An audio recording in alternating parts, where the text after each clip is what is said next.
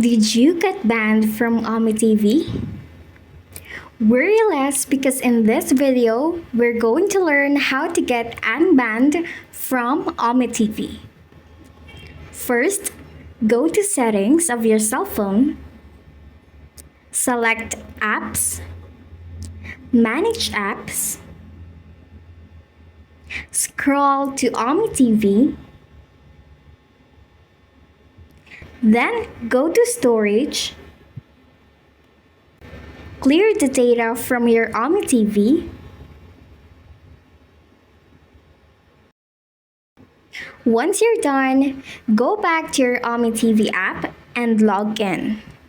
Since I used VK before, I'll be logging in through my Facebook account.